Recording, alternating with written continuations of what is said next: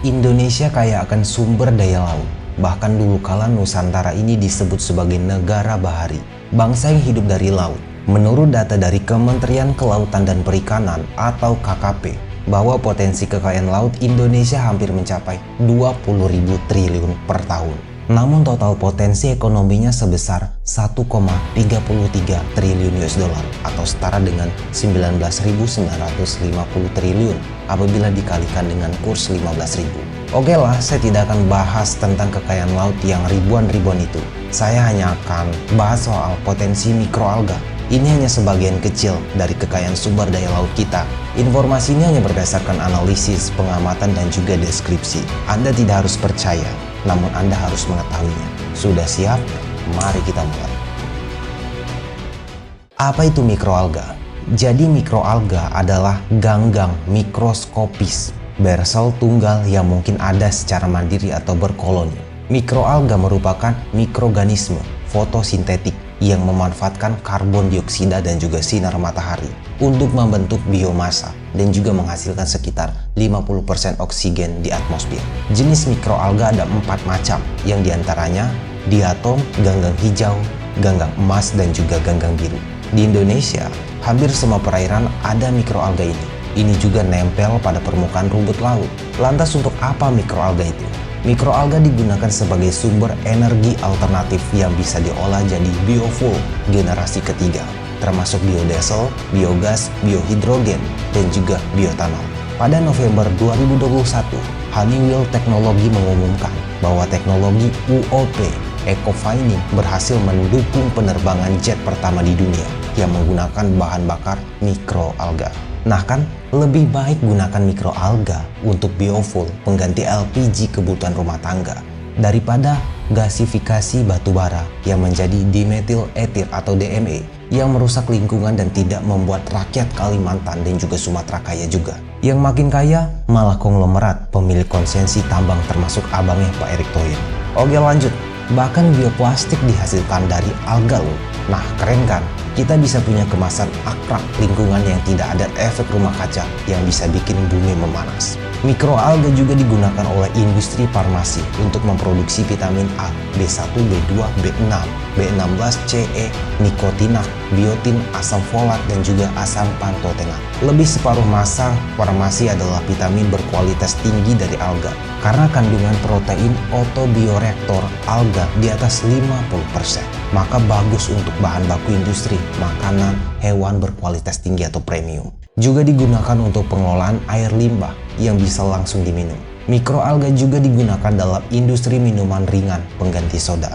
Dalam bahasa industri makanan, mikroalga mampu meningkatkan aroma, flavor, tekstur, dan cita rasa produk pangan seperti saus salad, makanan ringan, daging, kembang gula, sup, telur, es krim, saus, dan ikan. Pada Januari tahun 2022, Yemoja Ltd, sebuah perusahaan rintisan, mengembangkan bahan-bahan canggih dari mikroalga untuk stik dan juga burger nabati. Keren ya, daging buatan. Kita bisa nggak pusing lagi harga daging naik. Nggak perlu ada lagi mafia sapi. Pasar mikroalga terus meningkat dari tahun ke tahun seiring berkembangnya teknologi untuk menghasilkan lebih luas downstream mikroalga. Fokus ke tema video. Kalau mikroalga ini dimanfaatkan, Indonesia sebenarnya duduk di atas sumber daya yang tidak pernah habis dan memberikan peluang kemakmuran bagi semua. Itu kalau mau mikir ya. Lantas mengapa kita punggungi laut dan rusak lingkungan di darat demi cuan?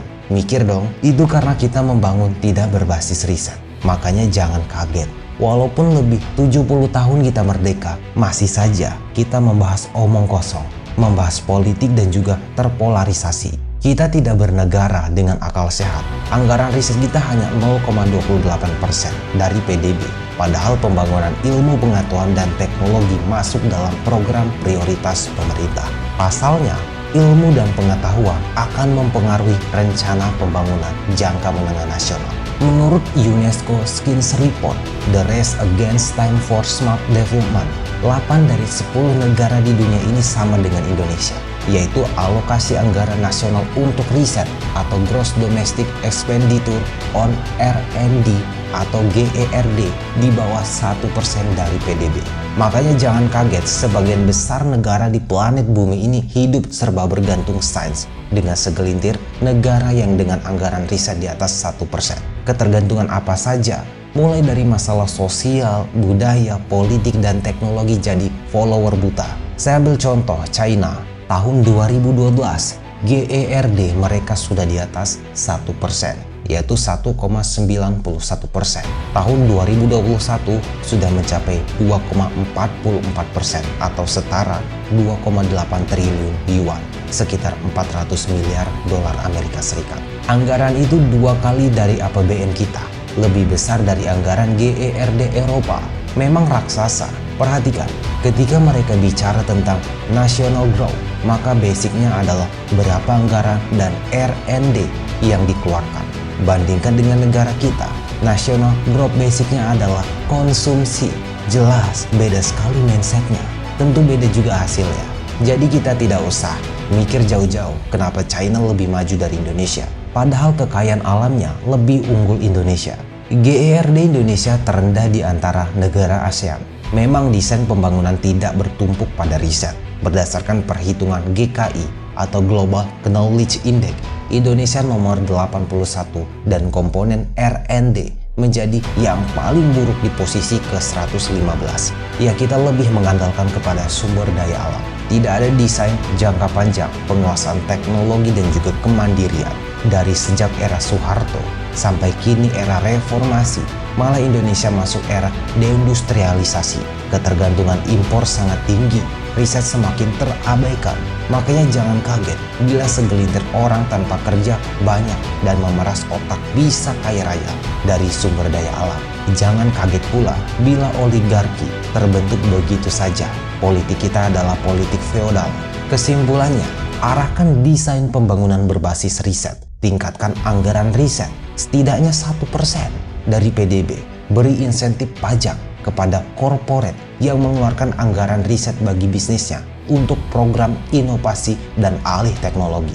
Insya Allah dalam jangka panjang kita akan mandiri, tentu asalkan desain ini dilaksanakan secara konsisten.